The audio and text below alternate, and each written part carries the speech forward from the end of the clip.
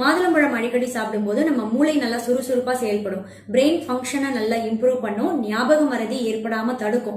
பிற்காலத்துல பாத்தீங்கன்னா அல்சீமர் மாதிரியான ஞாபக மறதி நோய்கள், மூளையில ஏற்படக்கூடிய மூளை கட்டிகள் இதெல்லாமும் ஏற்படாம தடுக்கக்கூடிய தன்மை இந்த பழத்துல நிறையவே இருக்கு.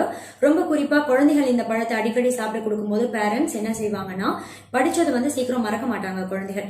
ஞாபக மறதியை தடுத்து ஞாபக சக்தியை நல்லா அதிகமாக்கும் குழந்தைகளுக்கு. குழந்தைகளோட ஸ்கின்னை நல்லா சாஃப்டா ஷைனியா தென்பட வைக்கும்.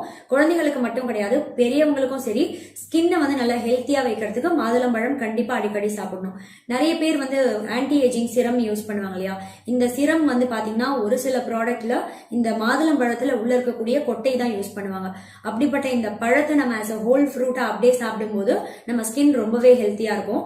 மாதுளம்பழத்துல உள்ள இருக்கக்கூடிய அந்த விதைகள் இருக்கு இல்லையா, இது அடிக்கடி நம்ம மாதுளம்பழம் சாப்பிடும் போது அந்த உள்ள இருக்கக்கூடிய விதைகள்ல இருக்க நார் சத்து என்ன செய்யும்னா